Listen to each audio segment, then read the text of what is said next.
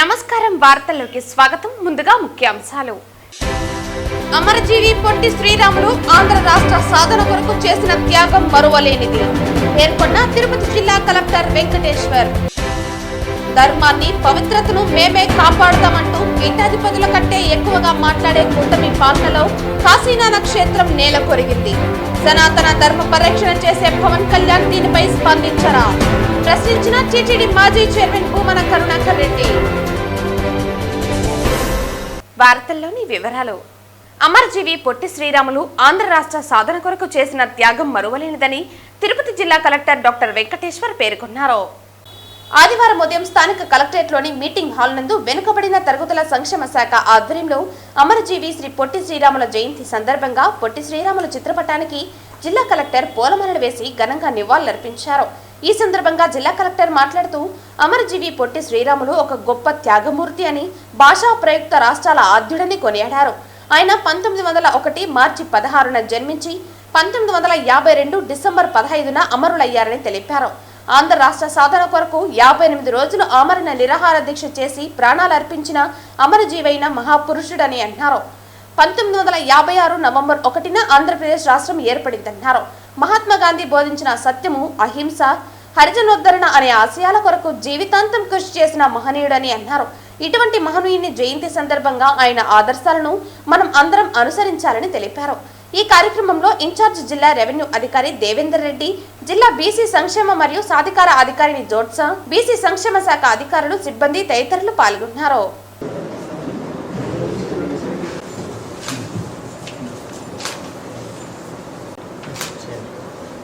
అమరజీవి పొట్టి శ్రీరాముల జయంతిని పురస్కరించుకుని తిరుపతి రుయా హాస్పిటల్ ముందు ఉన్న ఆయన విగ్రహానికి బీజేపీ నాయకులు పూలమాలలు వేసి ఘనంగా నివాళులర్పించారు. ఈ సందర్భంగా బీజేపీ జిల్లా సాంస్కృతిక విభాగ అధ్యక్షుడు గుండాల గోపీనాథ్ రెడ్డి మాట్లాడుతూ పొట్టి శ్రీరాములు క్విట్ ఇండియా ఉద్యమం, ఉప్పు సత్యాగ్రహంలో పాల్గొని జైలుకు వెళ్లారని గుర్తు చేశారు. స్వతంత్రం అనంతరం భాషా ప్రయుక్త రాష్ట్రం కోసం ఉమ్మడి మద్రాసు రాష్ట్రంలో ఉన్న ఆంధ్రవనానికి ప్రత్యేక రాష్ట్రం కావాలని డిమాండ్ చేస్తూ 48 రోజుల పాటు ఆమరణ నిరాహార దీక్ష చేసి అసువులు బాసారని గుర్తు చేశారు. ఆ మహనీయుడు ప్రాణత్యాగ ఫలితంగా ఆంధ్ర రాష్ట్రం ఏర్పడిందని గుర్తు చేశారు. ఆయనను ప్రతి తెలుగువారు స్మరించుకోవాలని పేర్కొన్నారు. ఈ కార్యక్రమంలో బీజేపీ జిల్లా సాంస్కృతిక విభాగ అధ్యక్షుడు గుండాల గోపీనాథ్ రెడ్డి, బీజేపీ రాష్ట్ర ఓబీసీ మోర్చా మాజీ ఉపాధ్యక్షులు ఉత్తవాండ్ల సుబ్రహ్మణ్యం యాదవ్, బీజేపీ సెంట్రల్ మండల ప్రధాన కార్యదర్శి తొండమనాటి సుబ్రహ్మణ్యం రెడ్డి తదితరులు పాల్గొన్నారు. ఆంధ్ర రాష్ట్ర సాధన కోసం అసువులు బాసిన అమరజీవి పొట్టి శ్రీరాములు గారి జయంతి సందర్భంగా ఈరోజు ఆయన కాంస్య విగ్రహానికి పుష్పాలంకరణ చేసి ఘన నివాళి అర్పించాము. స్వాతంత్ర అనంతరం ఉమ్మడి మద్రాస్ రాష్ట్రంలో మనం ఉన్నప్పుడు ఆంధ్ర కోసం ఒక ప్రత్యేకమైన రాష్ట్రం కావాలి అనే నినాదంతో పొట్టి శ్రీరాములు గారు 48 రోజులు ఆమరణ నిరాహార దీక్ష చేసి అసువులు బాశారు. మన ఆంధ్ర రాష్ట్ర సాధన కోసం అసువులు బాసిన మహనీయులు పొట్టి శ్రీరాములు గారు. ఈరోజు మనం ఆంధ్రప్రదేశ్ను మనం అన్ని విధాలుగా మనం పొందుతున్నామంటే ఆయన కృషి ఫలితమే. అలాంటి మహనీయుడు పొట్టి శ్రీరాములు గారు. ఆయన అడుగు జాడల్లో మనం అంతా నిలవాలని పొట్టి శ్రీరాములు గారికి జయంతి సందర్భంగా ఆయన ఘన నివాళులు అర్పిస్తుంది. కొత్త రాష్ట్రాల కోసం ఉద్యమం జరుగుతున్నప్పుడు తెలుగువారి కోసం ఒక రాష్ట్రం ఉండాలని, తెలుగువారి కోసం ప్రత్యేక రాష్ట్రం కోసం నాడు పోరాడి తన అసవుల భాష త్యాగపరణ పొట్టి శ్రీరాములు గారు అమరజీవి ఆచంద్రార్కం వర్ధులతో తెలుగువారికి ఒక రాష్ట్రాన్ని ఇచ్చినటువంటి మహనీయుని యొక్క ఈ జయంతి వేడుకలు తిరుపతిలోని రుయా హాస్పిటల్ సర్కిల్లో గల రాష్ట్ర విగ్రహానికి ఘన నివాళులు. ఆ త్యాగధనుని యొక్క సేవలు గుర్తించి రాబోయే తరానికి తెలియజేయాల్సిన బాధ్యత అనేది ప్రభుత్వంలో ఉంది. కాబట్టి విద్యార్థుల పాఠ్యాంశాల్లో ఆయన త్యాగనిరతని పాఠ్యాంశంగా చేర్చాలని పొట్టి శ్రీరాములు గారి యొక్క 120వ సందర్భంగా ఆయన కాంస్య విగ్రహానికి భారతీయ జనతా పార్టీ పూలమాలతో ఆయన ఈ రాష్ట్రం మన తమిళనాడు రాష్ట్రాన్ని మన ఆంధ్రప్రదేశ్ ఇతర కోసం ఎన్నో పోరాటాలు చేసి అసలు బాగారు. ఆయన ఇవాళ స్మరించుకోవడం చాలా గొప్ప విషయం. అదేవిధంగా మహాత్మా గాంధీ గారితో ఆయన వీరాత్మకంగా బ్రిటిష్ పోరాడి మన స్వరాజ్యం కోసం మహోన్నత వ్యక్తి పొట్టి శ్రీరాములు గారు వాళ్ళ జయంతి ధర్మంగా ఆయన్ని స్మరించుకోవడం ఎంతో గొప్పగా ఆశిస్తుంది. అమరజీవి పొట్టి శ్రీరాములు జయంతి కార్యక్రమంలో పాల్గొని ఆయన విగ్రహానికి సీఎం నారా చంద్రబాబు నాయుడు నివాళులర్పించారు. ఈ సందర్భంగా సీఎం మాట్లాడుతూ నెల్లూరు జిల్లాలో పొట్టి శ్రీరాములు స్వగ్రామంలో ఉన్న ఆయన ఇంటిని అభివృద్ధి చేసి మ్యూజియం ఏర్పాటు చేస్తామన్నారు. అలాగే ఆయన స్వగ్రామంలో వివిధ అభివృద్ధి కార్యక్రమాలను చేపడతామని పేర్కొన్నారు. ఆయన చరిత్ర అందరికీ స్ఫూర్తిదాయకం కావాలన్నారు. పొట్టి శ్రీరాములు స్ఫూర్తి గుర్తుండిపోవటానికి ఆయన పేరుతో జిల్లాని తెలుగుదేశం ప్రభుత్వం పెట్టిందని అన్నారు. ఇప్పుడు కూడా ఆయన 58 రోజుల దీక్షకు గుర్తుగా రాజధానిలో 58 అడుగుల పొట్టి శ్రీరాముల విగ్రహం ఏర్పాటు చేస్తామని తెలిపారు. పొట్టి శ్రీరాములు మెమోరియల్ ట్రస్ట్ ఏర్పాటుకు కొందరు ముందుకు వచ్చారని, పొట్టి శ్రీరాములు లాంటి మహనీయుల త్యాగాలను చరిత్ర ఉన్నన్ని రోజులు గుర్తు పెట్టుకోవాలని అన్నారు. ఆయన ఉన్న ఇల్లు నెల్లూరులో ఉంది, ఆ విలేజ్ లో ఉంది. ఆ విలేజ్ ను కూడా మీరు కొంతమంది ముందుకు వచ్చారు, మేమే కొంటామంటున్నారు. ఏం చేస్తారు, కొంచెం వర్కౌట్ చేయండి. దాన్ని కొని ఒక మెమోరియల్ గా మనం తయారు చేసే శాశ్వతంగా ఎవరు వచ్చినా అక్కడ పోయి చూసేట్టుగా ఒక మ్యూజియం తయారు చేద్దాం. ఒకవేళ ఆయన వాడిన వస్తువులు గాని ఏవైతే ఆ యొక్క ఎవిడెన్స్ ఉన్నాయో అవన్నీ కూడా అక్కడ పెట్టి ప్రజలకు స్ఫూర్తినిచ్చే విధంగా ముందుకు పోతాం. అక్కడ బకింగ్హామ్ కెనాల్ కి ఒక బ్రిడ్జ్ కావాలన్నారు, హై లెవెల్ బ్రిడ్జ్. 27 కోట్లు అవుతుంది, ఎప్పుడో శాంక్షన్ చేశాను, మళ్ళా వీళ్ళు క్యాన్సిల్ చేసే పరిస్థితికి వచ్చారు. ఇమ్మీడియట్ గా దాన్ని డబ్బులు శాంక్షన్ చేసి హై లెవెల్ బ్రిడ్జ్ కూడా పూర్తి చేస్తాం. అదే మరిగా కూడా ఒక ప్రైమరీ హెల్త్ సెంటర్ కి ఆర్థిక సహాయం చేయమన్నారు, అది కూడా ఇమ్మీడియట్ గా పెట్టి one of the best primary health centre అక్కడ కట్టిస్తాం. 1 కోటి 2 కోట్లు అయితే ఎంతైనా సరే 1.5 crores ఉన్నది కూడా ఖర్చు పెడతాం. అక్కడ ఒక హై స్కూల్ బిల్డింగ్ ఉంది, ఆ స్కూల్ బిల్డింగ్ సరిగా లేదని చెప్పి ఒక ఇది ఇచ్చారు. ఆ హై స్కూల్ బిల్డింగ్ ఎంత అయితే అంత 5 కోట్లు అవుతుందా 10 కోట్లు అవుతుందా కట్టి ఒక ఆధునికమైనటువంటి బిల్డింగ్ కట్టి ఆ హై స్కూల్ కూడా ఆయన పేరు పెడతామని చెప్పి కూడా నేను మీకు తెలియజేస్తున్నా. మీరందరూ కూడా మీటింగ్లు పెట్టడం గానీ ఈ 1 year ఎక్కడికక్కడ ఆయన చేసిన త్యాగం, లేకపోతే ఏ విధంగా సఫర్ అయ్యాడు, జాతి కోసం ఏ విధంగా ఆత్మ బలిదానం చేసుకున్నారు, ఇవన్నీ కూడా లాస్ట్ మైల్లో కూడా ఈ రోజు చరిత్ర తెలియనటువంటి యువతకు మనం చెప్పాల్సిన బాధ్యత మన పైన ఉంది. ఆ విషయం మీరు గుర్తుపెట్టుకోవాల్సిన అవసరం ఉంది. కొంతమంది పుట్టినప్పుడు కూడా కొంచెం యాక్టివ్ గా ఉంటారు, కానీ మంచి చేసిన వ్యక్తులు రోజు రోజుకు వాళ్ళ పాపులారిటీ పెరుగుతా ఉంటుంది. అలాంటి చరిత్రలో పుట్టినటువంటి యుగ పురుషుడు పొట్టి శ్రీరాములు గారని కూడా నేను మీకు తెలియజేస్తున్నా. దీనికోసం ఆయన మీరందరూ కూడా చాలా సామూహిక కార్యక్రమాలు చేయడానికి ముందుకు వస్తున్నారు. వీలైతే ఆయన ఆత్మార్పణ చేసినటువంటి దీక్షాస్థలను సందర్శించడం, ఆయన స్వగ్రామాన్ని అన్ని విధాలు నేను కూడా ఆ రోజు డెవలప్ చేయడానికి వచ్చాం. మొట్టమొదటిసారిగా మీరు చూస్తే పొట్టి శ్రీరాములు గారి పేరుతో ఒక జిల్లా పెట్టింది నేనే పెట్టాను, పొట్టి శ్రీరాములు నెల్లూరు జిల్లా పెట్టాను. అదే మరి ఎప్పటికప్పుడు ఆయన స్ఫూర్తిని ముందు తీసుకుపోవడం కోసం చాలా కార్యక్రమాలు చేశాం. ఈ రోజు రాజధానిలో కూడా 58 రోజుల దీక్ష గుర్తుగా ఆయన స్ఫూర్తికి 58 అడుగుల విగ్రహాన్ని పెట్టాలని చెప్పి నిర్ణయిస్తున్నాం. దాన్ని కూడా మీరు అందరూ కలిసి వర్కౌట్ చేస్తే ఏం చేయాలో చేయడానికి ప్రభుత్వం సిద్ధంగా ఉన్నామని చెప్పి కూడా నేను మీకు తెలియజేస్తున్నా.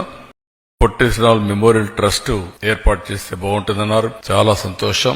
ప్రభుత్వాలు చేయడం కంటే అభిమానులు సమాజం ముందుకొచ్చి ఆయన చేసిన త్యాగాల్ని గుర్తు చేసే విధంగా మీరు ట్రస్ట్ పెట్టి చేయగలిగితే అది ఎప్పటికీ శాశ్వతంగా ఉంటుంది. నా జీవితం నేను చాలా చూశాను. ప్రభుత్వం చేసేది రొటీన్ గా ఉంటుంది, మీరు చేసేది ఒక స్ఫూర్తిదాయకంగా ఉంటుంది. అలాంటి స్ఫూర్తిదాయకంగా ముందుకు వచ్చిన మిమ్మల్నే కాకుండా రాష్ట్రంలో ఉండే ప్రతి ఒక్కరిని కూడా అభినందిస్తున్నా. మనం అందరం కూడా ఏది కూడా ఒక వారసత్వంగా భావితరాలకు అందించాల్సిన అవసరం ఉంది. ఏదైతే పొట్టి శ్రీరాములు గారు త్యాగం చేసిన తర్వాత ఒక రాష్ట్రం ఏర్పడి తెలుగు వారి పరిపాలనలో పాలనసాగే పరిస్థితి తీసుకొచ్చారు. అలాంటి సందర్భంలో అలాంటి వ్యక్తుల యొక్క త్యాగాల్ని 1 రోజు 2 రోజులు ఆలోచించడం కాకుండా శాశ్వతంగా చరిత్ర ఉన్నంత వరకు వీరిని గుర్తుపెట్టుకునే బాధ్యత మన పైన ఉంది. భావితరాలకు అందజేయాల్సిన బాధ్యత కూడా మన పైన ఉంది. దానికి మీరందరూ ముందుకు వచ్చి చేస్తామని చెప్పి వచ్చారు, చాలా సంతోషం. తిరుపతిలో ఆదివారం ఎన్డీఏ కూటమిలో వివిధ పదవులు స్వీకరించిన వారికి ఊకా విజయ్ కుమార్, సుగుణమ్మ సంయుక్తంగా శ్రీ రామ తులసి కళ్యాణ మండపంలో ఏర్పాటు చేసిన సన్మాన కార్యక్రమం నగరంలోని 3 పార్టీల బీజేపీ, టీడీపీ, జనసేన కూటమి నేతల నాయకుల కార్యకర్తల సమక్షంలో వైభవంగా జరిగింది.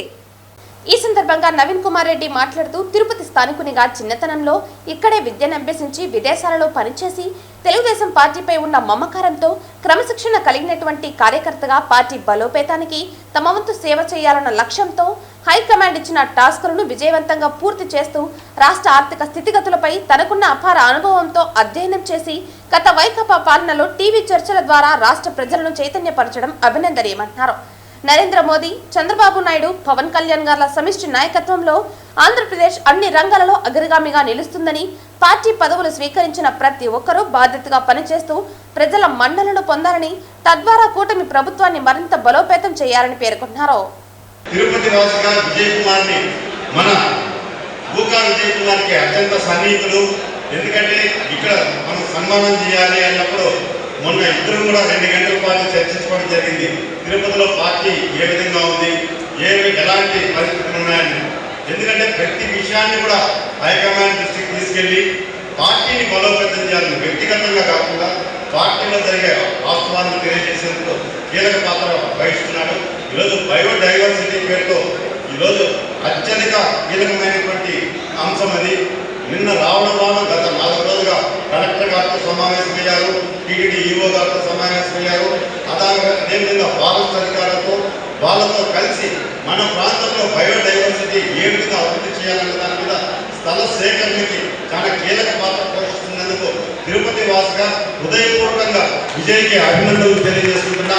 మీ అందరూ కూడా మనస్ఫూర్తిగా నిండు మనసుతో ఆశీర్వదించాలని, మరింత ఉన్నత స్థానానికి ఎదిగి తిరుపతి అభివృద్ధిలో భాగస్వామ్యం కావాలని చెప్పని కోరుకుంటూ ఇలాంటి మంచి కార్యక్రమాన్ని ఏర్పాటు చేసినటువంటి భూకా విజయ్ కుమార్కి సభాముఖంగా హృదయపూర్వకంగా కృతజ్ఞతలు తెలియజేసుకుంటున్నాను. కలియుగ ప్రత్యక్ష దైవం తిరుమల శ్రీ వెంకటేశ్వర స్వామి వారిని ఆదివారం ఉదయం వీఐపీ విరామ సమయంలో పలువురు ప్రముఖులు దర్శించుకుని మొక్కులు చెల్లించుకున్నారు. ఈ రోజు ఉదయం వీఐపీ విరామ దర్శన సమయంలో జ్యుడిషియల్ ఎంక్వైరీ న్యాయమూర్తి Satyanarayana Murthy, Madhya Pradesh high court judge Duppala Venkataramana, Krishna Teja IAS, joint secretary of Andhra Pradesh deputy CM వేరువేరుగా స్వామివారి సేవలో పాల్గొని మొక్కులు చెల్లించుకున్నారు. ఆలయ అధికారులు వీరికి దర్శన భాగ్యం కల్పించారు. దర్శన అనంతరం ఆలయ రంగనాయకుల మండపంలో వేద పండితులు వేద ఆశీర్వచనం అందించగా ఆలయ అధికారులు పట్టువస్త్రంతో సత్కరించి స్వామివారి తీర్థ ప్రసాదాలను అందజేశారు.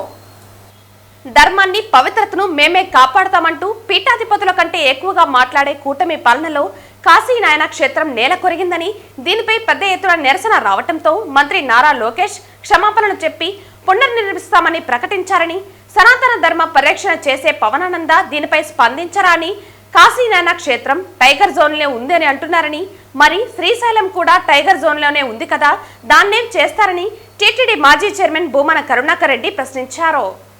సనాతన ధర్మం మీద దాడి చేస్తే వాళ్ళ తలలు తీస్తాను అన్నంత భీకర ప్రతిజ్ఞలు చేసేటువంటి పవనానందుల స్వాముల వారి గొంతుగా మూగబోయిందా? ఆయన మాట్లాడాల్సినటువంటి అవసరం లేదా? దేవాదాయ శాఖ మంత్రి వర్యులు అది టైగర్ జోన్ పరిధిలో ఉన్నది కాబట్టి దాన్ని కూల్చివేశారు అని ఆయన ఒక ప్రకటన చేస్తాడు.